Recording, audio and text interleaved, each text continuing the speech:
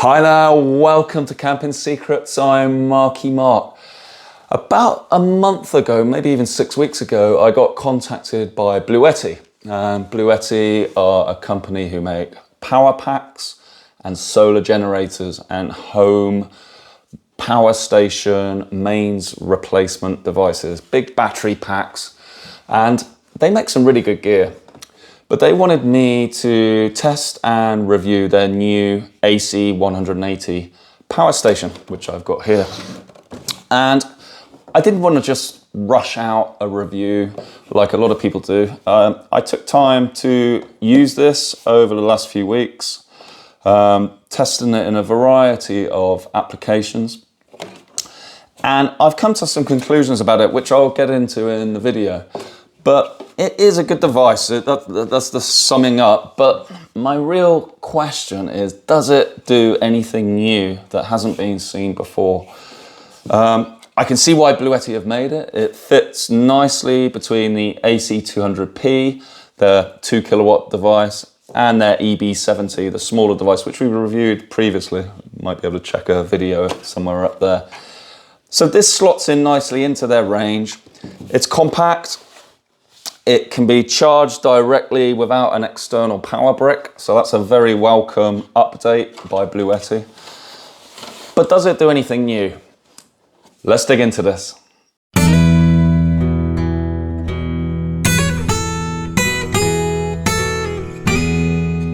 Okay, so here's the AC180. Let's go quickly through the specifications. It uses LiPo battery technology. So all Bluetti's power stations use LiPo cells. It gives a much increased lifetime, as we've discussed many times on the channel. So, you can charge and discharge this thousands of times before there's even a hint of a drop in total capacity. So that's really useful if you are planning to charge this regularly, even continuously. Say you've got it plugged into a solar panel permanently and you're charging it all the time and using it at the same time. If you're doing that, you really do want lithium iron phosphate battery cells, and that's what this has got. As I've said so many times before, lithium iron phosphate batteries are less energy dense than nickel, manganese, cobalt. So the downside of lithium iron phosphate or LiPo is that you have a bigger battery pack or bigger product size for the amount of storage capacity that you've got. So as a result, this power pack is not much smaller than the Jackery 2000 Pro, which has double the capacity. So that's one aspect to think of, but it's still nice and compact. So don't get me wrong, I do like the form factor of the AC180. It's very good for camping. You've got two rugged handles here, quite easy to lift. You can lift it with one hand if you want. That's doable. So yeah, lithium iron phosphate cells. And in terms of capacity, it's got 1,152 watt hours of storage capacity. So just over 1 kilowatt hour of storage. And, that's sort of in the sweet spot for, a day or two of camping. I quite like the size for a camper van, and this is a really useful amount of capacity for charging phones, laptops, that sort of thing. Nothing too strenuous. It won't last that long if you're running continuously a hairdryer or a kettle or something like that. You're not, unless you've got a way of charging it with solar or something at a campsite, then it's not going to last that long. But it is a sort of sweet spot, I think. It's got more capacity than the EB70 and maybe more useful as a result. A good point to note is the output power of this. It's 1.8 kilowatts, and it has got this sort of flex technology that it will be able to power a pure resistive load like a kettle element at up to 2.7 kilowatts. And that's technology we've seen before on EcoFlow, also on Ugreen power packs. And it's good to see that Bluetti are doing that now, and we'll test that out later in the review. On the top of the device, we've got Bluetti's trademark wireless charging. So that's really good for just popping your phone on top. There's only one pad. Some of the larger power packs have two, but you know, I think that's good just to whack your phone on there at night and it should be fully charged in the morning as long as you've got wireless charging on your phone. In terms of weight, it's 16 kilograms. So fairly hefty for a 1 kilowatt hour power pack. And it's around 35 centimeters by 32 by 25 deep. So roughly square face and then sort of 25 centimeters deep. I like the flat top here, no handle here getting in the way. You can place other items on top if you just want to store this away and use it as a shelf. That's nice. I don't think I'd trust sitting on it as a stool, but you never know. I might need to lose a bit of weight first before I try that. On the sides, you've got fan outlets. This has got very quiet charging, but it's funny, when you first power it up, the fans do go for about 1 second and then stop. And after that, it's a quiet device. Just funny that it does it at startup. So there's nothing on the back. Fan on this side, so far nothing. On this side, we've got mains input. And we have a reset button here. You know, it's like a circuit breaker reset. If you trip the device, you know, you overpower it, this pops out and it basically isolates the whole thing and you can press that, get started again. And then the main part of, you know, the device is on the front panel. So normally, when you've got AC input here, you would normally have your DC input very close to it. And that's sort of one thing I've found so far that, you know, a bit of an interesting decision. Why? So your DC input is up here on the front left. I might have preferred it here. I like to keep all my inputs together and all my outputs together. So this is for your 12 volt charging. And you get these cables with the AC180. Basically in the box you've got, and it is nicely packed actually, but you get obviously the power pack and then you get 3 cables. You've got your solar input, MC4s, got your 12 volt cigarette lighter charger. If you want to charge this up while you're driving, for example, that goes in your car, 12 volt, and this pops up into here. And then you can charge it, but it's a lot slower when you're doing that, obviously, because you're limited to 10 amps with that. And then you've got your sort of kettle lead, which charges off the mains. It does have high wattage charging off mains input, up to about 1400 watts. So you can get this charged very quickly off the mains. And obviously we're going to test that later. In terms of solar, via MC4, from your panel into the front here, as long as it's obviously 12 to 60 volt panel, this could take 500 watts input from solar into it. You know, and that's probably all you need. 500 watts for a device this size is ample. You're probably going to have less than that. You might just run a 200 watt panel, or you can put two 200s in series and then run that, or parallel. Both work nicely. Yeah, so 500 watts, I think that's fairly standard for this size of power pack. Underneath, we've got 12 volt output. So this is if you want to run, say, a Coolbox, which has got a 12 volt input, you can use that. And then we've got a range of USBs. Now there's, interestingly, only one 100 watt USB-C output. May have liked to have seen 2 there. The EcoFlow Delta 2 has got 2. And then we've got a range of USB-As, and these are pretty much standard now. The 3 amp, 3 amp high current USB-As, 4 of those. And then up here on the right, we've got 2 AC outputs, 220 to 240 volt. So standard UK 3-pin. Obviously in the States, you'd have the US version of the plug. And again, 2 of these, that's sort of okay. EcoFlow Delta 2 has more 4 on the back. So yeah, and you know, might have noticed I'm mentioning the Delta 2 quite a lot. I consider that the direct competitor to this power pack.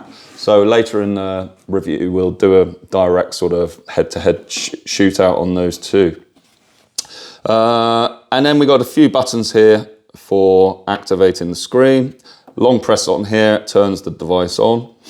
We've got a nice display, nice color display. It's not touch screen, but it gives a nice graphical representation of the power capacity left in the battery with a little blue sort of semicircle which shows how much is left. You've got watts coming in, watts going out, and when you're charging and using, you do get a time left for fully charging or fully draining. That's really good. If you hold down DC and AC together for a few seconds, you can change some settings. And you can also log into the device with a smartphone app, which we'll show later as well. I haven't found a way of keeping the display on permanently. There's nothing in the instructions, and I can't find a setting in the app. So that's slightly annoying when I want to demonstrate this, because the display does turn off after about 30 seconds. I'm sure there's a way to change that. It's gone off, you see, and then you got to press something to get it back on. So that's pretty much it in terms of features. As I say, it is a good device. It does everything well. Let's talk about price. So this is at the moment at £999 in the UK. I don't like talking about price normally on the channel because prices change so rapidly. So because this is a new device, it may be on a bargain sort of discounted introductory price. They might put the price up later. For reference, on EcoFlow's website at the moment, the Delta 2 is at £1,099. And so that's £100 more than this one. This has got more storage capacity than the Delta 2, about 10% more. So this is 1,152 watt hours. The Delta 2 is about 1,040, I think. So yeah, it's got over 100 watt hours more capacity in it. But then there's some things the Delta 2 does better. So I do recommend, if you're thinking of buying the AC180, definitely check out the Delta 2. Right, let's go to some footage now that I've taken earlier this week, showing what this can power, how fast it takes to charge, and what sort of efficiency we're getting for discharge.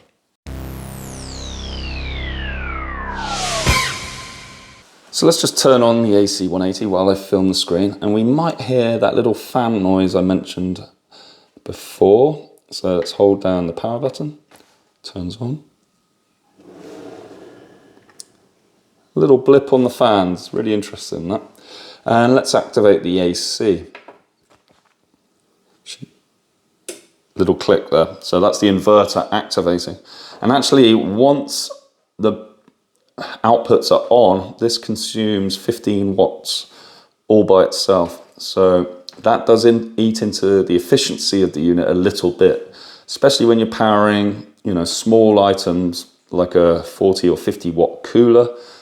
15 watts from the device itself does eat into that efficiency. Anyway, let's get back to the kettle now. It's not on. Now, because the power lifting mode is not on at the moment, this will trip out.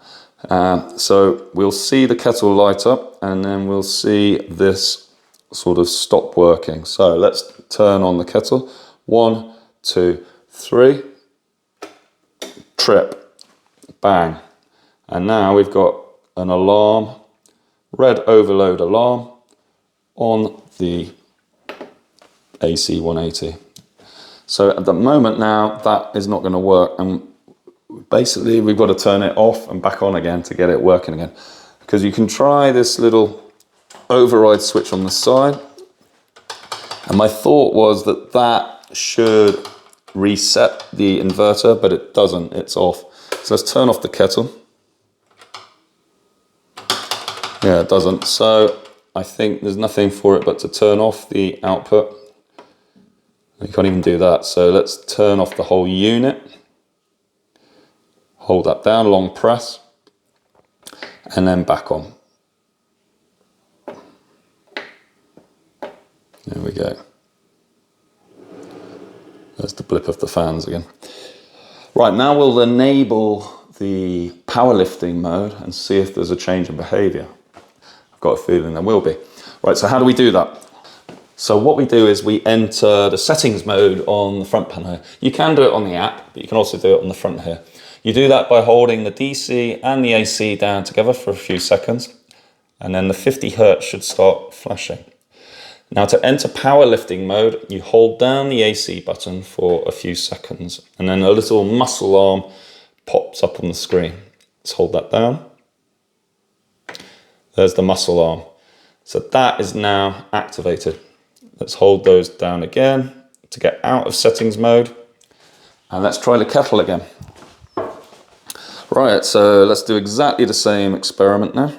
And remember, this is a 2.7, 2.8 kilowatt kettle. This shouldn't be able to really power it for long periods of time.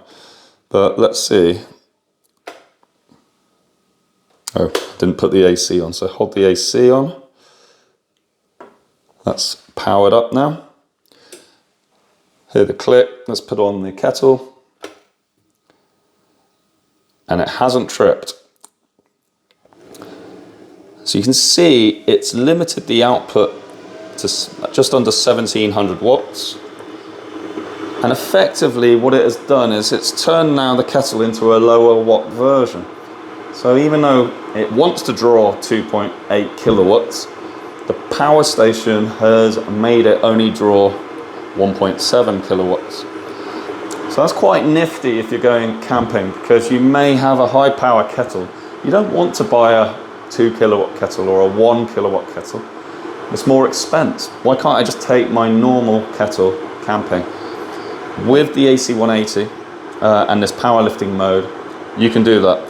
And yes, it will take a bit longer to boil your water because it's not running at maximum power. But I love that flexibility. So that's a great feature, I think. So it's worth pointing out that the battery is draining rapidly here, actually. Really rapidly. So we're down to 39%, and we were at 67% before I started playing with this. So yeah, this is high wattage. It will drain your battery very quickly.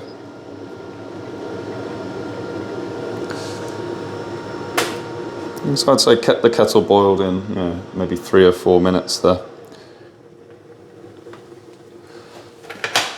Time for a cup of tea.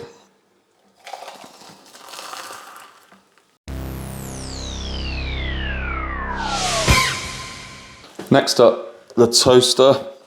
Again, this is a resistive element for burning your toast like I do. So the powerlifting mode should cope nicely with this as well. Again, it's going to drain the battery really quickly. But let's give it a go. Let's activate AC. And then turn on one of these toasters. Yeah, so that's drawing 860 watts with one side. Let's just show that. And then this is, yep, you can see the element there. That's really nice. Now let's put on the other side. Let's really push this thing. Oh, we're up to 1700 watts there. Yeah, so it's very clever how it does this. It just drops that current down to the maximum that it can deliver. So it can power both sides of this toaster. Yes, they won't be at full power.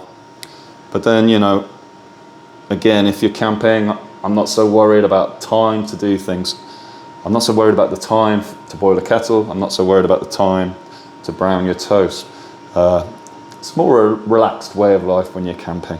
So, yeah, again, the powerlifting mode doing well. This is going to drain the battery so quickly. So let's turn this off now and do a few more tests before I have to charge up. Actually, the fans did come on there, so let's just go back. I want to hear that fan noise.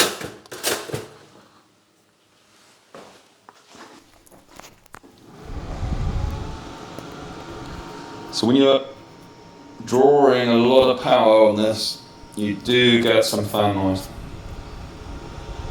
So I'd say it's not as loud as the EcoFlow Delta 2, but you can definitely hear that. So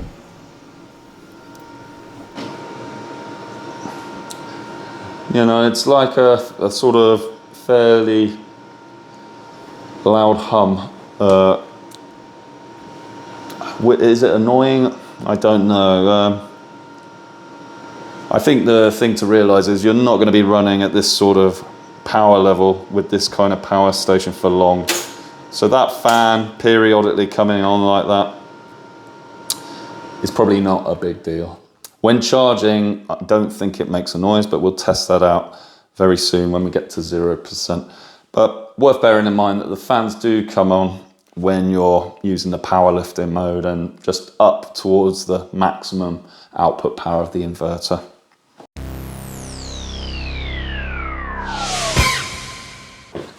It's worth just showing how easy this is to lift with the two lifting handles here. It's 16 kilograms, so it's good. You can use it as sort of kettle weight exercise unit. Can I walk with it one-handed? Yeah, I think so. Yeah, so you could carry stuff in this hand and lug this around. It's not too bad. Definitely good for weight training. But yeah, fairly portable and great size, I think.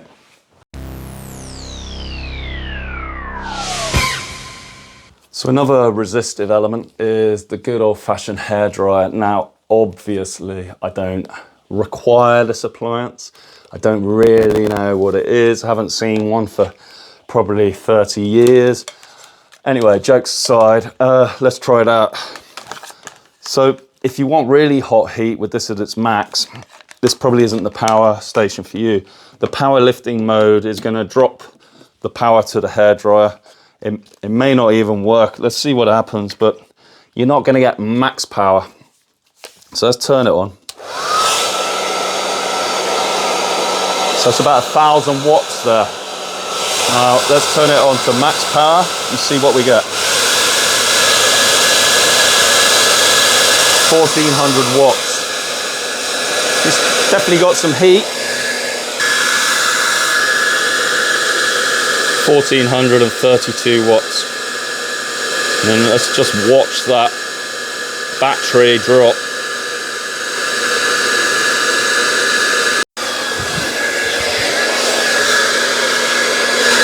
So while that's going, let's fire up the app, the smartphone app, and check out what we can see. And then I'm going to drain the battery with this, and then we can charge the AC180 up.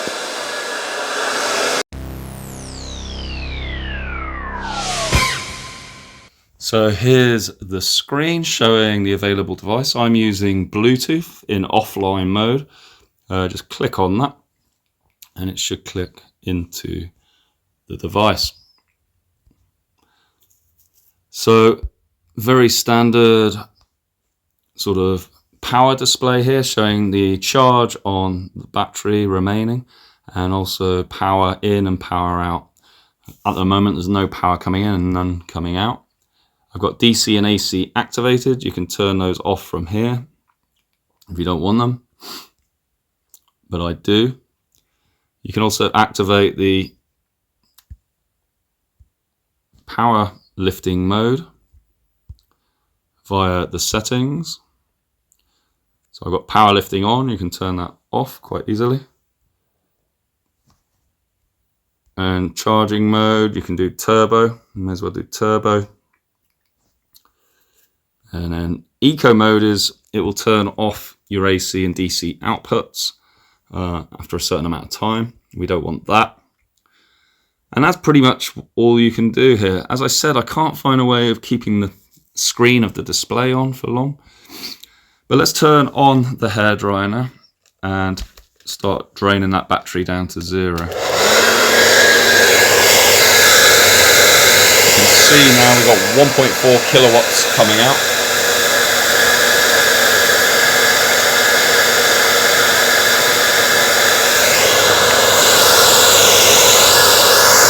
And the display is saying about 0.2 hours left remaining.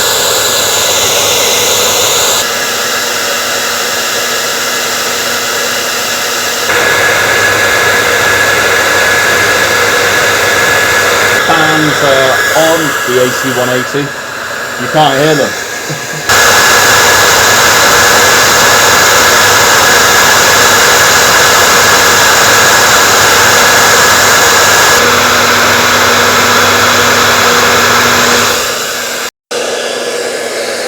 The little battery symbol now.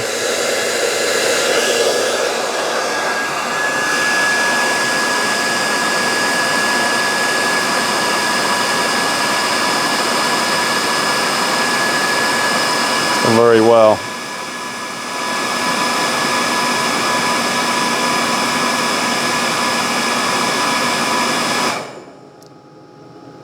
Silence.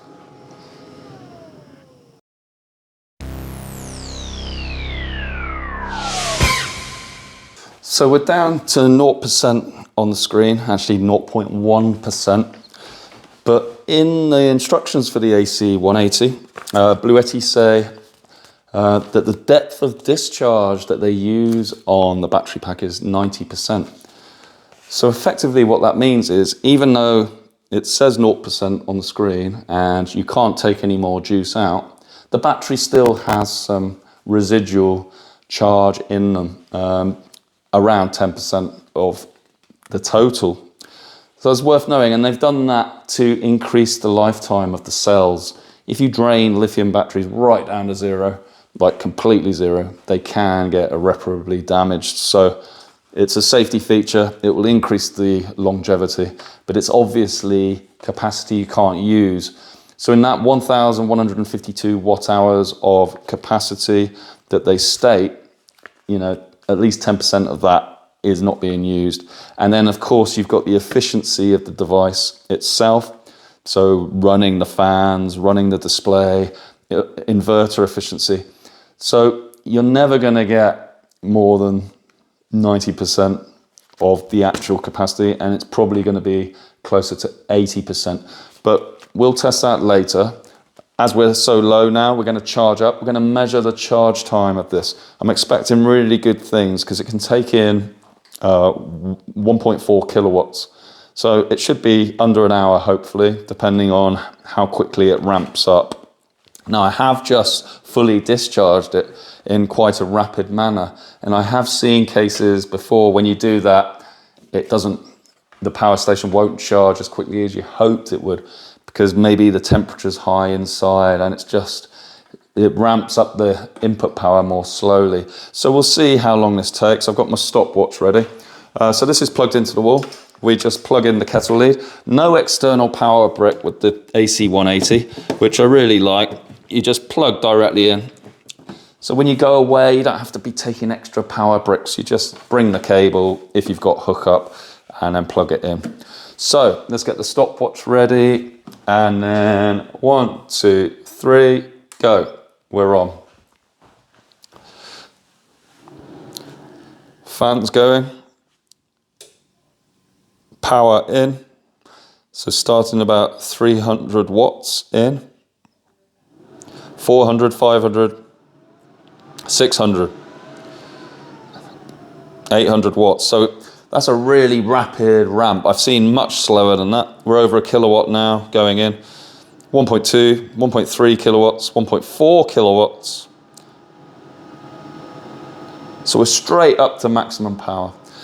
And I think the reason they can do that is because of that depth of discharge. Because they've kept the battery at 10%, even when it's at 0%, if you know what I mean, they can then ramp up that current, that power for charging very quickly, and they won't destroy the battery lifetime. So nice. It means this will be a really quick charge, I think, at this sort of power, certainly under an hour. So I'm going to leave it there, and we'll monitor this over the next few minutes, hours, and come back and see how quickly it took to charge.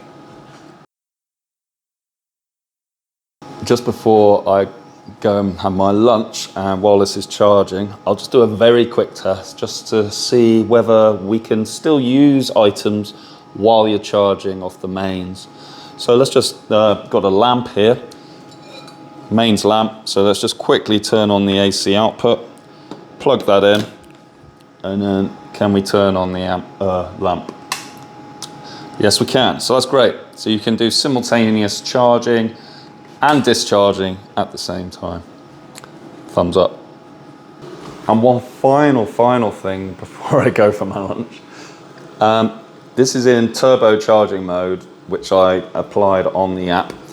But there is some fan noise, and Bluetti say that the fan noise is minimal. I wouldn't say that. This is certainly louder than the Jackery Pro series, which is utterly silent, but I can definitely hear this fan. I'll try and get the camera down there just so you can have a listen.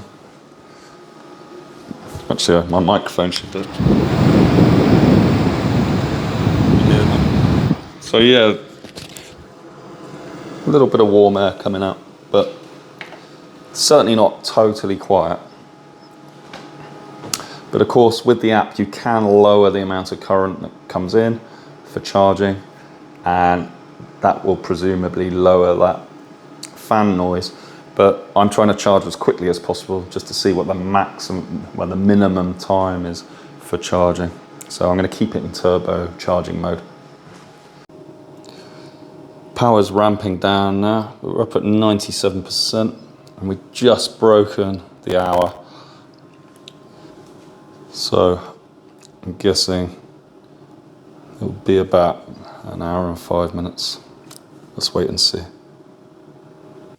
So the AC180 has fully charged from 0 to 100% in 1 hour, 5 minutes, just under 1 hour, 5 minutes. And that's a pretty respectable time. That was using the turbo mode, so it whacks in a maximum power, 1.4 kilowatts from the start. Does that from up to 75%, and then it starts ramping down the power to protect the battery. I have seen quicker, but remember this has got 10% more capacity than the EcoFlow Delta 2, which charged a little bit quicker, but because of the extra capacity, I'd say they're very comparable charge times. So, you know, absolutely not a problem there. And of course you can configure it to charge slower if you want to protect the batteries more. I think the fast charge from the start can potentially eat into a bit of lifetime. So unless you're in a real rush, probably best just to keep it on the standard charger.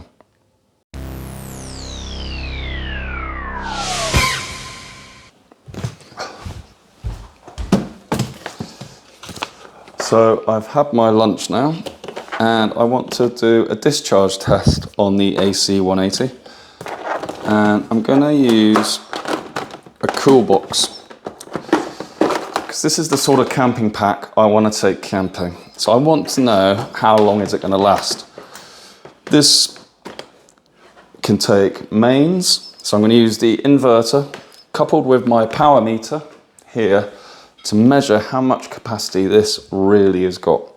So if we plug this into my power meter, turn this on, we're at 100%. I'm going to take it all the way down to 0%, measure the capacity basically, and see how close it is to the advertised capacity.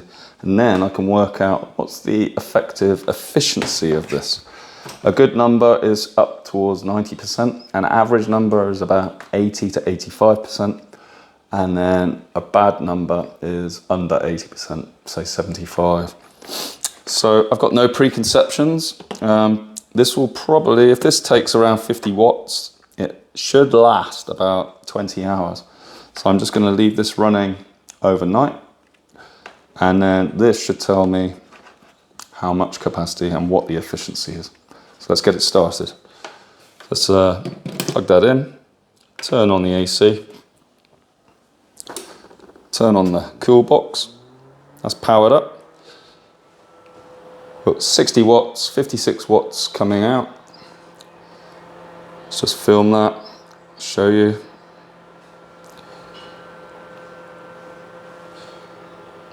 54 watts. The power meter's reading 53 watts. And then we can just switch that on to kilowatt hours. There.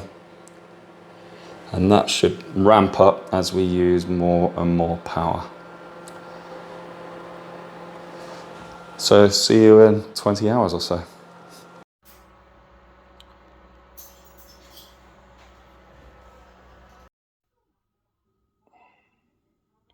So the power meter shows that the AC180 used 810 watt hours of electricity to power the cooler.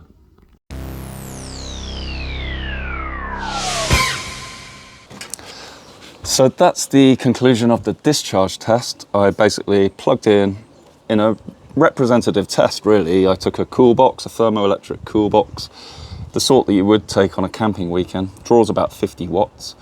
And I basically ran it off the AC180 from 100% down to 0%, and it lasted 17 hours. The power meter read that 810 watt hours of electricity had been used to power that Coolbox. 810 watt hours. But you might ask, this is meant to have 1,152 watt hours. Well, that's where all the extra power from efficiency or inefficiency of the power station comes into play. If you divide 810 by 1,152, you get 70%, which is very similar to the Bluetti EB70 that I measured before. Now, I was only drawing 50 watts, so it cannot be argued that I was doing a fast discharge. 17 hours is very representative of how I would use this on a camping trip. And in my opinion, 70% is not that great in efficiency. You're only getting 810 useful watt hours out of this. Now, I've seen lots of reviews on the AC180, and I do love the device. It does work really well, but nobody has really pointed this out. There are mitigating circumstances. One of the main reasons the efficiency, overall efficiency, is low like that is because Bluetti incorporate a depth of discharge cutoff. As I said before, when this says it's got 0%, it's actually still got 10% battery life in it. So you're cutting off when you've still got life left in the battery. And they've done that to save the lifetime of the batteries. But it does mean it's eating into the capacity that you think you've bought. Coupled together with all the 15 watts of power that the device uses itself, from the fans, the inverter, the display, all that sort of stuff. That's why we're down to an overall 70%. And there are better power stations on the market with higher efficiencies. But Bluetti might say, well, they may not last as long because the batteries are going right down to zero or close to zero. And so that's eating into the lifetime of the batteries. So you sort of pay your money, you take your choice. What I would like to see is on the app that you could lower that depth of discharge. If you wanted a bit more juice out of the AC180, you could adjust it, but the app doesn't let you do that. And I still haven't found out a way of keeping the display on permanently with the app. So that's still irritating me a little bit. Okay, so that's the efficiency. The charge time, as I said, was 1 hour 5 minutes in turbo mode. I think that's quite reasonable. Around the hour mark for a kilowatt hour of capacity is reasonable. Let's look at the competition now. In my mind, this is directly competing against the EcoFlow Delta 2. And the thing is, I think in some ways, while this is a great power station, the EcoFlow Delta 2 came out about a year ago, and in a way it had better specs than this. It's still available for sale, and it's only £100 in the UK more expensive. And this is at its introductory pricing, so it may even go up over time. Why do I say the EcoFlow is better? Well, firstly, it's got expandable capacity. This one, you're stuck with your 1.1 kilowatt hours. So you can't make it a bigger battery. You can buy a bigger power station in the first place, but you can't expand this one. You can't pay as you grow kind of thing. Then in terms of outputs, this has got 2 AC sockets on the front. The EcoFlow Delta 2 has 4. AC sockets in the UK. I think in the US this has 4 US sockets, but in the UK only 2. And I guess it's just size on the front panel. This has only got 1 USB-C, 100 watt. The EcoFlow's got 2. And the rest is pretty similar. The output power is 1.8 kilowatts on both. So basically you're paying maybe £100 more for the EcoFlow, but I think you're getting a little bit better functionality. Solar charging, very similar, 500 watts maximum. And then the other thing is, as I said, when I used the Coolbox, it lasted 17 hours. Now for me, if I'm going on a camping trip, I'm normally going to be going for the weekend. I'd go on a Friday night, come back on a Sunday afternoon, something like that. So I've got to question, is this size of power pack suitable for that kind of camping? It's great for charging up your phones, charging up your laptops, smaller appliances. But even a Coolbox that was drawing only 50 watts, I don't see that as an excessive amount, really, 50 watts. It lasted 17 hours. So just bear in mind that you need to match the capacity on board with your application. 17 hours, if I went on the Friday evening, plugged it in, by the Saturday evening, my Coolbox would be out of juice. And this would be totally flat. And then I've still got, another 24 hours or so to go with absolutely no Coolbox working. So my food, my drink is going to warm up and potentially spoil or go off. My thermoelectric Coolbox, they don't have as good insulation as the passive Coolboxes. So they do cool down very quickly once the power is removed. And that's just one example. So in my experience, I think the 2 kilowatt power packs are more suitable for camping, because unless you're only going for an overnight stop. And in the home as well. I mean, in the home, you're going to be using even more powerful appliances than 50 watt. You might be using a hairdryer, you might be using a kettle. I mean, the kettle drains this quite quickly, as you saw in the video.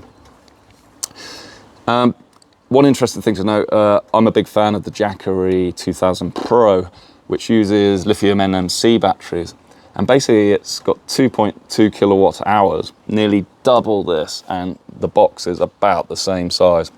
So that's something to bear in mind as well. The battery technology, yes, the Jackery is nearly double the price. Actually, it is exactly double the price, but you're getting twice the amount of capacity in the same size box.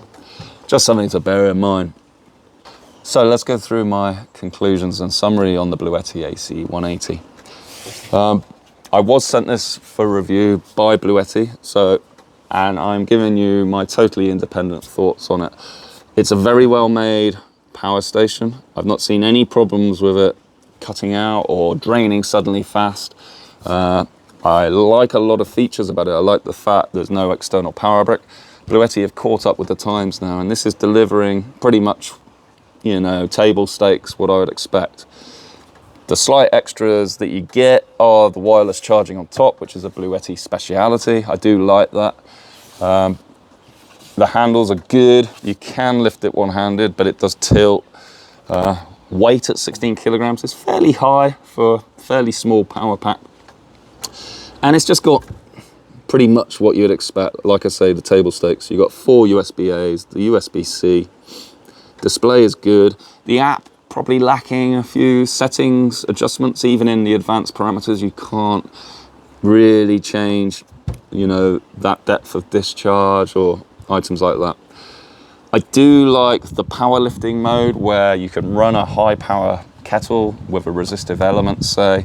Even though this can only give 1.8 kilowatts, it will adjust its voltage and current to then power that kettle, when without that, it would normally trip out, and that's what happens on other power stations. So yeah, it's got good features, nothing mind-blowing.